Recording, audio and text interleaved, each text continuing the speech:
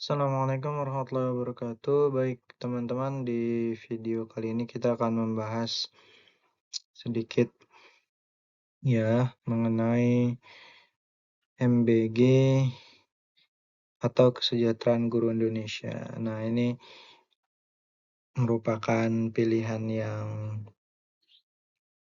sulit ya, tapi ketika kita mengidentifikasi dengan baik, terlepas dari bagaimana pelaksanaan MBG itu perlu dan banyak sekali yang harus dievaluasi dalam implementasinya. Saya akan memberikan gambaran gitu ya, overview terkait dengan apa yang harus didahulukan, apa yang harus dipilih gitu ya, sehingga di dalam prosesnya itu akan menjadi program ya atau pilihan yang solutif gitu ya bagi negara Indonesia ini ya. Tentu dengan tantangan kita di era 5.0 ya, begitu banyak sekali kemajuan teknologi ya, era-era disrupsi yang benar-benar harus dipertimbangkan gitu ya. Benar-benar harus dipersiapkan dengan baik gitu ya menuju Indonesia Emas di tahun 2045. Dan ya, sebenarnya juga menjadi hal yang perlu dan patut diselesaikan ya, permasalahan terkait dengan stunting gitu ya. Itu gambaran awal ketika saya memberikan tema ini gitu ya, MBG atau Kesejahteraan Guru di Indonesia. Begitupun terkait dengan kesejahteraan guru Indonesia itu tidak kalah pentingnya gitu, karena memang ya kita sendiri sudah menjadi rahasia umum bahwa masih banyak di daerah-daerah terpencil gitu ya, di pelosok-pelosok yang mohon maaf gaji guru honorer itu ya 500 ya 200.000 gitu, sedangkan biaya untuk kebutuhan sehari-hari saja sudah tidak mencukupi dan mereka tetap terus berjuang ya mencerdaskan anak-anak bangsa, dan ini pun sebenarnya harus diperhatikan serius ya oleh pemerintah gitu, jangan sampai memang justru tanda petik gitu ya, terlihatnya tidak serius gitu ya dalam menangani permasalahan kesejahteraan guru di Indonesia ini. Ya, misalkan kemarin Pak Presiden kita sudah menaikkan insentif untuk gaji guru yang tersertifikasi gitu ya.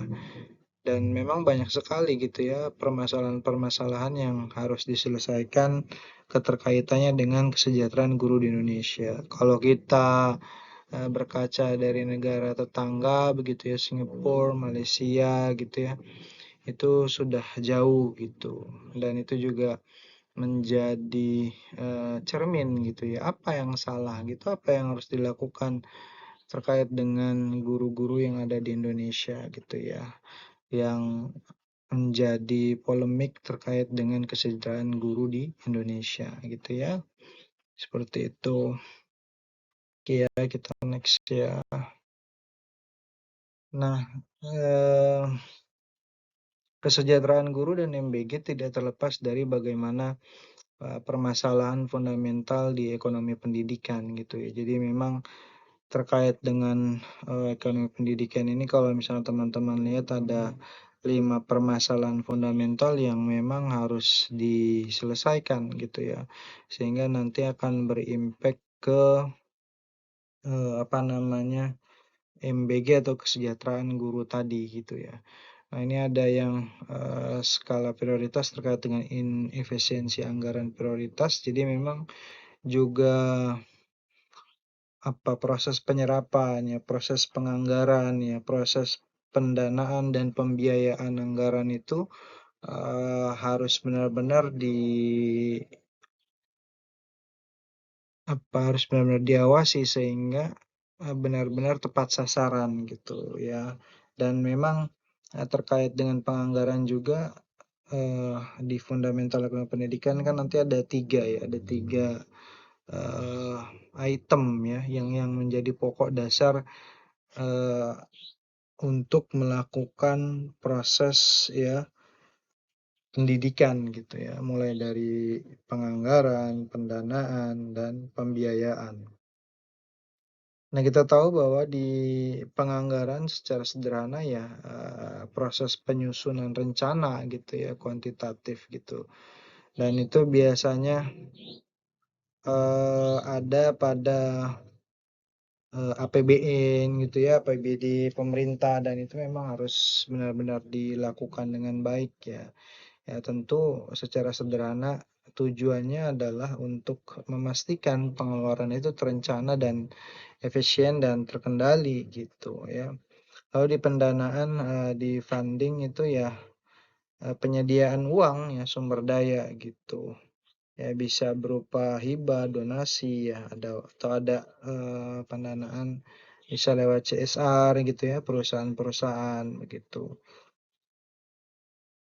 Yang memang juga bisa juga, eee, apa namanya, sumber-sumbernya itu bisa dari pajak gitu ya, atau hibah gitu ya. Atau juga dari pendapatan asli daerah begitu. Nah, selanjutnya ada pembiayaan di, financing gitu ya. Nah, itu juga, tindakan bagaimana memperoleh uang ya gitu ya. Jadi tindakannya gitu, tindakan atau alat yang harus diusahakan ya untuk melakukan atau mengimplementasikan yang sudah dianggarkan gitu. Nah, seperti itu ya. Jadi memang,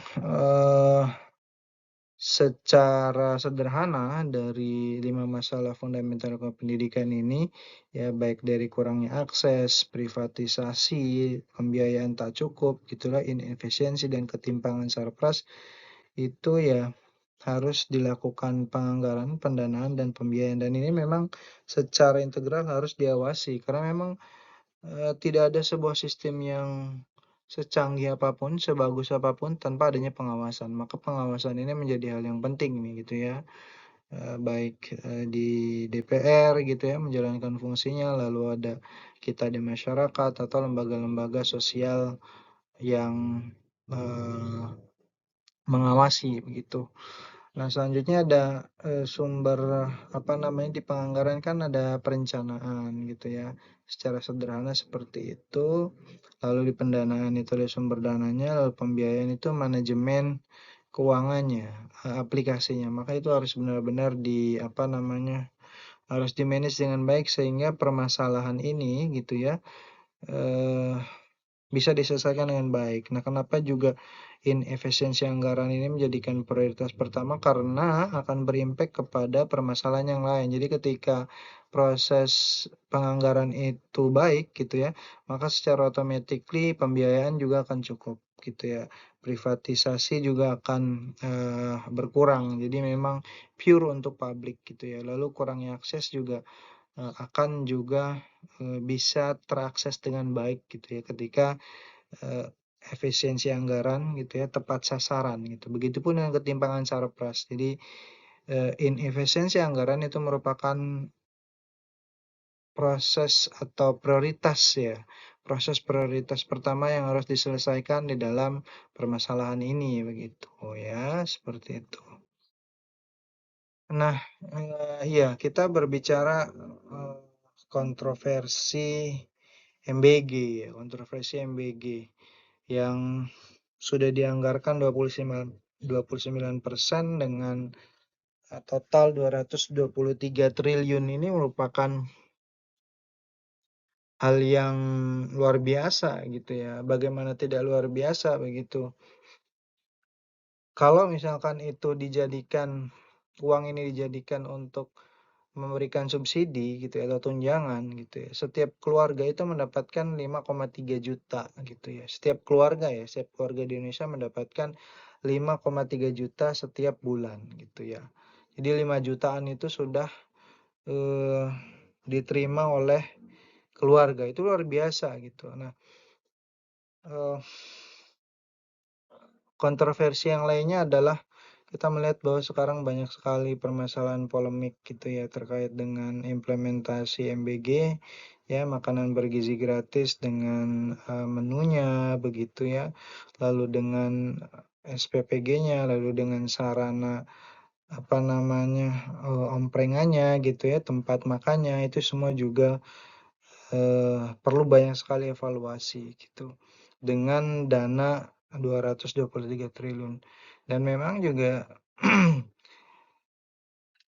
triliun itu 1 sampai 2 hari itu memakan biaya kurang lebih 1 triliun. Jadi memang luar biasa besar sekali gitu. Nah, hal ini harusnya bisa apa namanya menyelesaikan pokok permasalahan gitu ya. Pokok permasalahan bagaimana nanti di slide selanjutnya terkait dengan gizi nasional gitu ya, stunting yang di angka 19,8% gitu ya. Dan ya kalau misalkan kita melihat kenapa juga MBG ini ada kontroversinya itu kenapa sekolah yang harus melaksanakan gitu ya di Kementerian Kemendikdasmen gitu. Ya karena ya sasaran dari MBG ini adalah 64% itu adalah siswa sekolah gitu. Siswa sekolah. Jadi ya secara sederhana akan kembali gitu ya return of investment-nya gitu ya. Itu akan kembali pada 11 sampai 16 kali proses produktivitas gitu. Nah, kalau juga kita melihat bagaimana dulu Jepang gitu ya memprioritaskan kesejahteraan guru gitu ya pada saat bom Hiroshima itu di Nagasaki, di bom atom, kaisarnya mengumpulkan para guru gitu ya, lalu mensejahterakannya, mengupgrade keilmuannya gitu. Nah, itu berbeda kondisinya dengan Indonesia gitu. Jadi kekinian pada masa itu Jepang sudah tidak ada lagi yang namanya stunting gitu ya. Dan di Indonesia justru permasalahan stunting atau masalah kekurangan gizi ini menjadi hal yang harus diselesaikan terlebih dahulu gitu. Nah, itu yang menjadi juga dasar kenapa MBG ini dilakukan gitu ya. Lagi-lagi disclaimer terkait dengan proses implementasinya gitu ya, yang butuh banyak sekali evaluasi dan pengawasan yang menyeluruh gitu ya, dari tingkat desa sampai ke pusat gitu. Nah, lalu ya ke pendidikan, ya posisinya ketika hal itu terjadi, maksudnya di MBG gitu ya, itu dilaksanakan, lalu dengan kurikulum yang baik gitu ya, maka ya kurikulum yang baik di sini maksudnya kerjasama begitu ya, Kemendikdasmen bekerja sama dengan pemerintah untuk mengatasi atau menyalurkan MBG ini untuk mengatasi stunting, itu ya posisinya juga relevansinya sasarannya karena 64% penerimanya adalah di usia sekolah gitu, siswa sekolah gitu ya. Seperti itu ya teman-teman. Nah, kita lanjut. Nah, lalu ada ketimpangan guru ya, 3,47 juta ya totalnya gitu ya. Ketimpangan guru. Nah, belum lagi masalah tadi kita kembali ke kesejahteraan guru gitu ya, kesejahteraan guru. Sebelum itu diselesaikan, maka juga harus ada penyelesaian terkait dengan ketimpangan guru. Ini menjadi juga hal yang harus diselesaikan gitu. Jadi permasalahan-permasalahan dasarnya terlebih dahulu, karena ketika permasalahan dasarnya tidak diselesaikan, ya kesejahteraan guru bisa jadi itu juga menjadi problematik ketika masalah dasarnya belum diselesaikan. Misalkan sekarang di kota gitu ya, itu surplus 166.000 guru gitu ya, yang non ASN gitu ya, atau honorer gitu. Lalu di daerah 3T kekurangan 70.000 per tahun. gitu ya. Setiap pensiun itu 70.000 kekurangan. Nah, iya, ini juga seharusnya menjadi pusat perhatian, pemerintah daerah khususnya gitu ya, karena kan sudah, eee, otonomi daerah gitu ya. Nah, sebenarnya pemerintah daerah harus benar-benar sangat amat jeli memberikan penganggaran dan program-program yang memang jangan sampai begitu ya, di daerah 3T itu justru kekurangan guru. Itu bagaimanapun caranya harus diselesaikan gitu ya. Artinya kesejahteraan guru juga menjadi penting gitu, selaras gitu ya. Ya karena tadi, akar permasalahannya adalah insentif di pelosok yang nol. Jadi di daerah 3T itu terkadang sangat jomplang sekali gitu ya. Kayak di NTT, di NTB gitu ya, kalau teman-teman melihat tuh masih 200.000, 300.000, padahal luar biasa gitu. Kalau kita berpikir secara logika saja, cukupnya dari mana gitu? Cukupnya dari mana untuk memenuhi kebutuhan 200.000 gitu ya? Kalau misalkan 200.000 atau 300.000, berarti kalau misalkan dibagi menjadi 30 hari gitu kan, ya 300.000 berarti berapa? 1.000. Itu eh, itu menjadi hal yang eh, 10.000 ya, 10.000 per hari itu untuk ongkos bensin saja gitu ya, untuk ongkos motor saja sudah selesai gitu, bahkan kurang begitu ya. Maka eh, pemerintah harusnya benar-benar harus apa namanya, mengedepankan ini begitu ya, mengedepankan kesejahteraan guru juga gitu. Karena kalau misalkan tidak diperhatikan ya, ya maka ya akan terhambat juga proses kemajuan pendidikan di Indonesia gitu ya.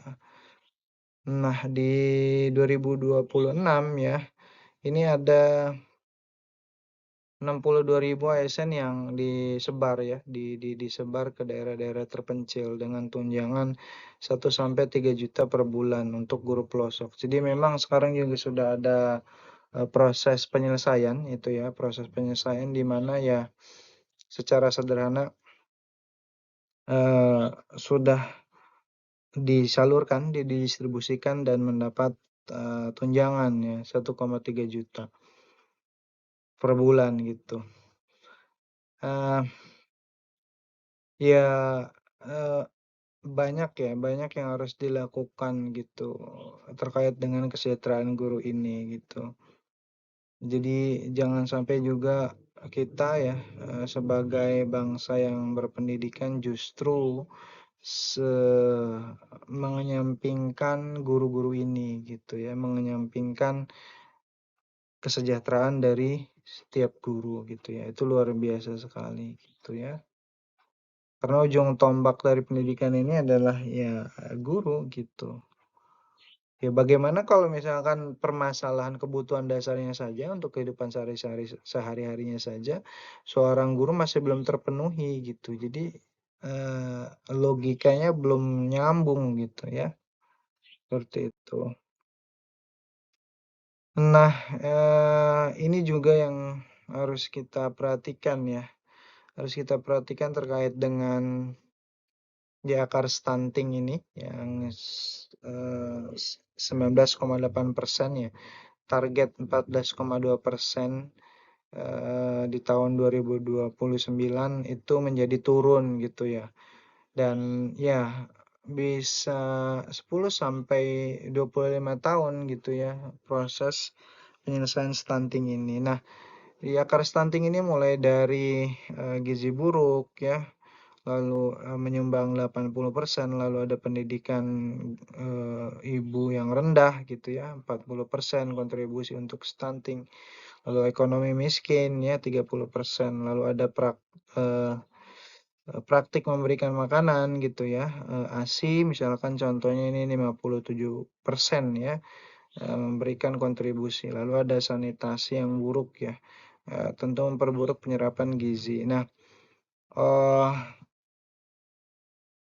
Iya, prioritasnya adalah pendidikan dulu gitu ya, pendidikan. Jadi kalau teman-teman, eee, membaca hasil BPS, Badan Pusat Statistik terkait dengan tingkat pendidikan gitu ya, tingkat pendidikan di Indonesia gitu ya, orang gitu ya, sumber daya manusianya itu masih rendah. Jadi tingkat yang tertinggi itu adalah SD. SD itu masih di atas 50% ya, 60%-an. Jadi, bagaimana mungkin gitu, eee, logikanya masih belum nyambung gitu, suatu bangsa yang, manusianya, masih dominan secara 60%, tingkat pendidikannya baru sampai di tingkat sekolah dasar gitu ya.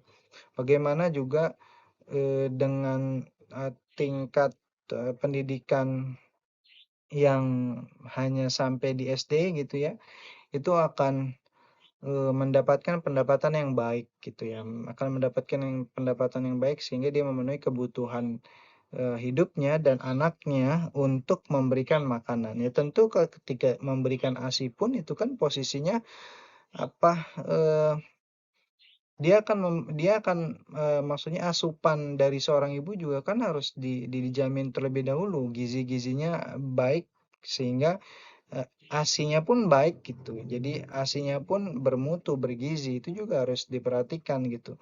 Terlebih lagi dengan sanitasi, bagaimana mungkin, secara sederhana dengan tingkat pendidikan, sekolah dasar gitu ya, dia sudah apa namanya, mengerti sanitasi yang baik gitu ya. Kalau misalnya kita lihat di, pedesaan ya, di kecamatan itu masih banyak sanitasi-sanitasi di setiap daerah itu, bahkan ya, masih ada rumah-rumah yang tidak memiliki sanitasi atau tidak ada saluran buangan gitu. Itu tuh menjadi hal yang,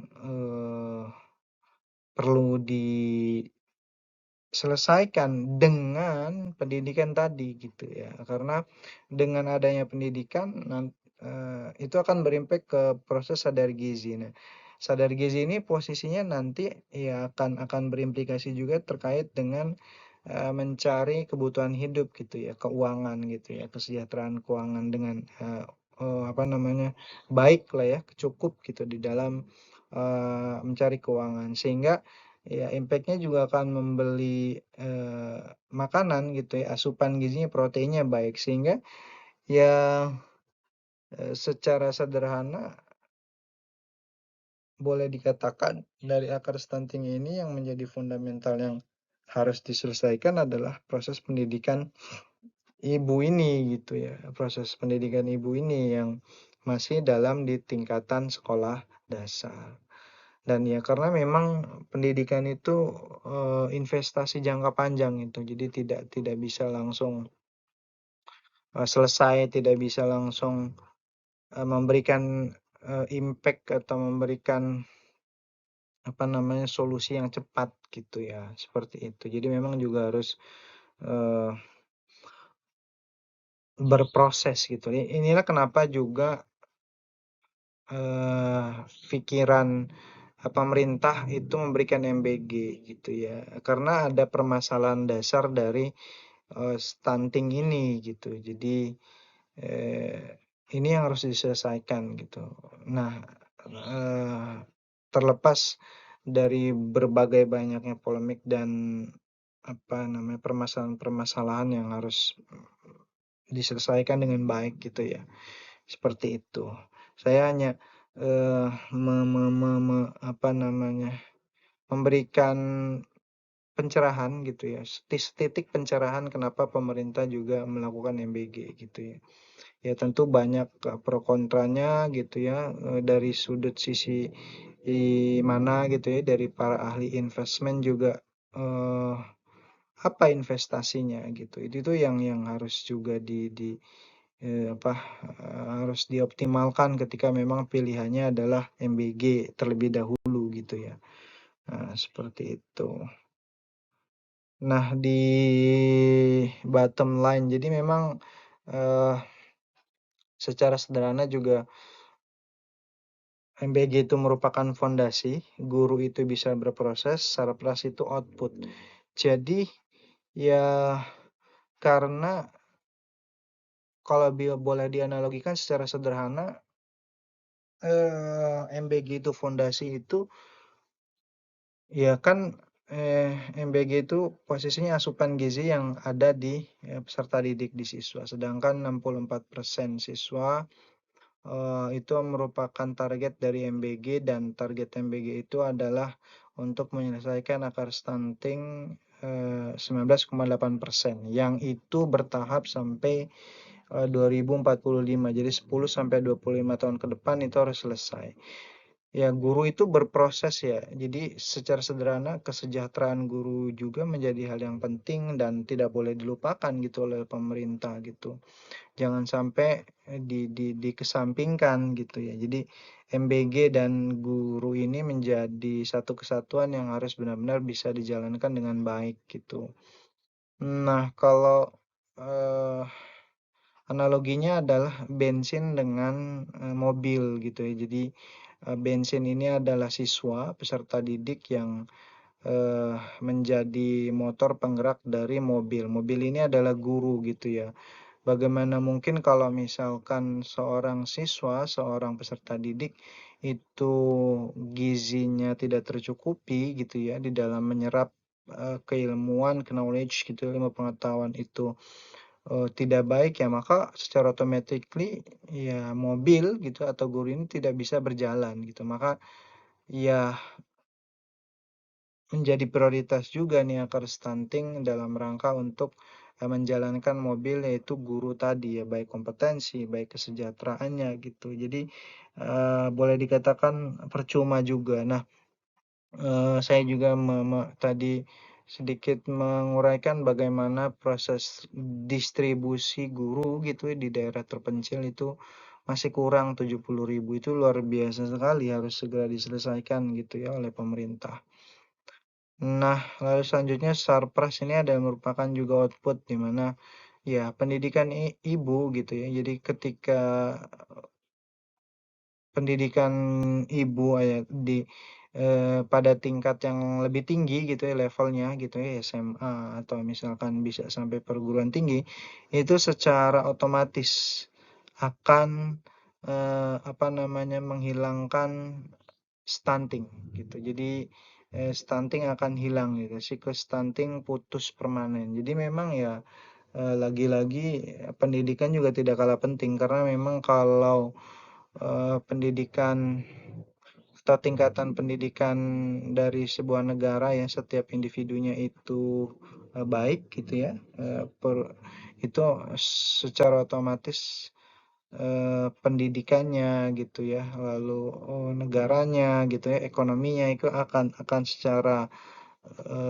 terdorong alamiah untuk maju dan berkembang gitu. Jadi menjadi negara yang berkemajuan itu menjadi sebuah keniscayaan ketika, pendidikan seorang ibu itu, pada tingkat level yang tinggi begitu ya, seperti itu. Jadi, eee, ya buanglah mindset ketika ya banyak mindset yang mengatakan gitu ya, ya untuk apa sih gitu ya ibu-ibu atau wanita memiliki pendidikan yang tinggi gitu. Itu cara berpikir yang menurut saya tidak tepat gitu ya, seperti itu. Ya, jadi memang ini menjadi hal yang penting juga ya. Jadi, eee, harus diselesaikan, harus diperbaiki, harus dievaluasi gitu ya. Sehingga MBG dan kesejahteraan guru ini, eee, dapat nanti meningkatkan pendidikan, tingkat pendidikan dari ibu, ya, seperti itu ya. Itu dari saya, nanti kita ulas lagi ya, selanjutnya terkait dengan, pendidikan. Assalamualaikum warahmatullahi wabarakatuh.